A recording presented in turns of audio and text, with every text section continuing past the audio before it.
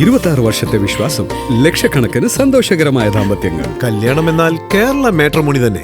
സംസ്ഥാനത്ത് സ്വർണ്ണവിലയിൽ ഇന്നും വർധന. ഗ്രാമിന് 35 രൂപയും പവന് 280 രൂപയും കൂടി. അന്താരാഷ്ട്ര വിപണിയിൽ സ്വർണ്ണവിലയിൽ ഉണ്ടായ ചലനങ്ങളാണ് സംസ്ഥാനത്തും പ്രകടമാകുന്നത്.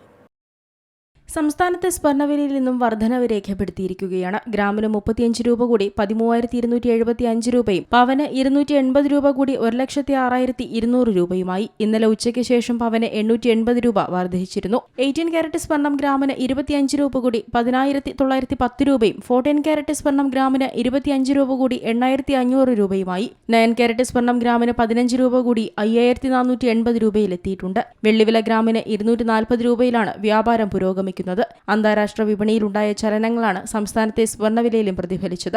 നിലവിൽ രാജ്യാന്തര വിപണിയിൽ സ്പോട്ട് ഗോൾഡ് വില ഔൺസിന് $4,122 എന്ന നിരക്കിലാണ് വ്യാപാരം തുടരുന്നത്. അമേരിക്കയും ഇറാനും തമ്മിൽ മിഡിൽ ഈസ്റ്റിലുണ്ടായ പുതിയ സൈനിക പ്രകോപനങ്ങളും അതുണ്ടാക്കുന്ന നാണയപ്പെരുപ്പ ഭീഷണികളുമാണ് വിപണിയെ സ്വാധീനിക്കുന്ന പ്രധാന ഘടകങ്ങൾ. അതേസമയം സ്വർണ്ണം വാങ്ങാൻ പ്ലാനുണ്ടെങ്കിൽ കുറച്ചുകൂടെ കാത്തിരിക്കണമെന്നാണ് സാമ്പത്തിക വിദഗ്ധർ പറയുന്നത്. വില റെക്കോർഡ് താഴ്ചയിലേക്ക് എത്തിയേക്കാമെന്ന സൂചനകൾ വിദഗ്ധർ നൽകുന്നുണ്ട്. ഇറാനും യുഎസും തമ്മിലുള്ള യുദ്ധം വീണ്ടും ആരംഭിച്ചതോടെ ക്രൂഡ് ഓയിൽ സമ്മർദ്ദത്തിലായിരിക്കുകയാണ്. ക്രൂഡ് ഓയിൽ വില വർധനവും ഡോളറിന്റെ കുതിച്ചുചാട്ടവും സ്വർണ്ണത്തെ ആദ്യ ദിനം താഴോട്ടിറക്കിയെങ്കിലും വില വീണ്ടും വർദ്ധിച്ചിട്ടുണ്ട്. രാജ്യാന്തര വിപണിയിൽ സ്വർണ്ണം ഔൺസിന് $41 വർദ്ധിച്ച് $4,114 കടന്നതാണ് കേരളത്തിലും വില ഉയരുന്നതിന് കാരണമായത്.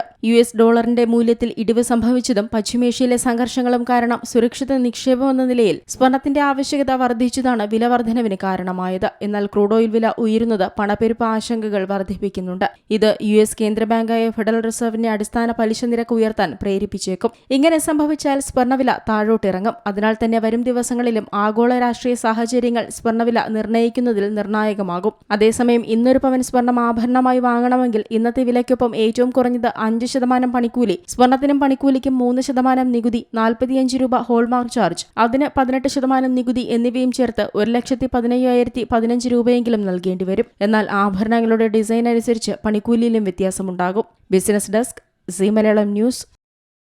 ഏറ്റവും പുതിയ വാർത്തകളും വിശേഷങ്ങളും വിരൽത്തുമ്പിലറിയാൻ സീ മലയാളം ന്യൂസ് എല്ലാ ഡിജിറ്റൽ പ്ലാറ്റ്ഫോമുകളിലും ലഭ്യം.